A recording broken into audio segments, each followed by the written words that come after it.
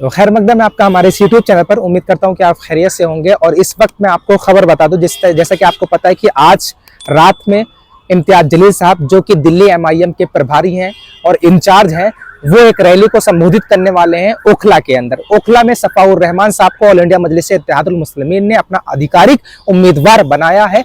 और जब से उम्मीदवार बनाया, देखिए पहले ताहिर हुसैन को उम्मीदवार बनाया, ताहिर हुसैन की फैमिली जो है असदुद्दीन ओवैसी के पास जाकर के मिलती है, फिर रैली होती है जहां असदुद्दीन ओवैसी खुद उस रैली को खिताब करते हैं, इम्तियाज जलील साहब होते हैं, प्रदेश अध्यक्ष दिल्ली के शोएब जमाई साहब होते हैं, तो तमाम आला पदाधिकारी वहां MIM के पदाधिकारी वहां पर मौजूद होते हैं।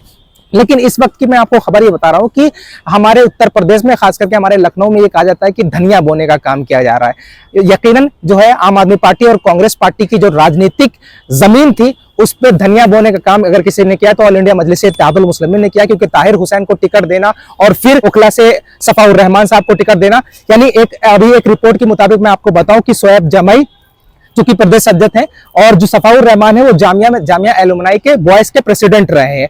और ओखला विधानसभा क्षेत्र के तमाम लोगों की सिंपैथी उनके साथ है, क्योंकि उन पर आरोप लगाया गया और लगभग 5 सालों से जेल की सलाखों के पीछे हैं। लेकिन इस वक्त यही खबर है कि भैया वो जीत रहे हैं। तमाम रिसर्च के मुताबिक, तमाम जो है वो रिपोर्टों के मुताबिक यही बताया जा रहा है कि सफाउर रहमान साहब के साथ सिंपत्ति है। जल्दबाजी करके ऑल इंडिया मजलिस इत्तेहादुल मुस्लिमीन ने सफाउर रहमान साहब को टिकट दिया। कांग्रेस वहां पर टिकट अभी नहीं दे पाई है, भाजपा अभी भी निर्णय ले रही है, लेकिन सफाउर रहमान साहब को टिकट दे दिया और बता दिया कि हम मजलूम के साथ हैं।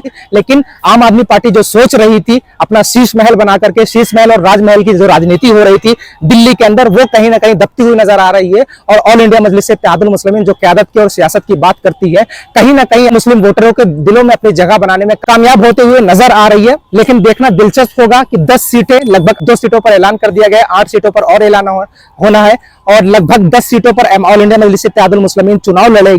लेकिन नतीजे क्या होंगे? लेकिन इस वक्त कांग्रेस और भारतीय जनता पार्टी और आम आदमी पार्टी जो है वो आपस में अपने एक दूसरे को विपक्ष समझ रही थी कुछ वक्त पहले, अब विपक्ष के तौर पर ऑल इंडिया मजलिस इत्तेहादुल मुस्लिमीन नजर आ रही है। और इम्तियाज जलील साहब का दहाड़ना इस बात की दलील दे रही है। यकीनन हम भले ही जीते ना जीते, हारे या कुछ भी हो, वो जनता फैसला करेगी, लेकिन हमारा वोट परसेंटेज बहुत अच्छा होगा। और सफाउर रहमान, ताहिर हुसैन, ऐसे तमाम जो है कैंडिडेट ऑल इंडिया मजलिस इत्तेहादुल मुस्लिमीन के जीत रहे हैं। लगभग 5 दिन 6 दिन अभी मैं सर्वे करके आया हूं। मुझे तो मैं आपको बता दूं, खुले हाथों से बता रहा हूं कि भाई साहब कि हम जीत रहे हैं, बस हमें मजबूती से साथ लड़ना है। अगर आप सोशल मीडिया के माध्यम से ऑल इंडिया मजलिस इत्तेहादुल मुस्लिमीन का प्रचार करते हैं तो ऑल इंडिया मजलिस इत्तेहादुल मुस्लिमीन का सोशल मीडिया के माध्यम से प्रचार प्रसार कीजिए।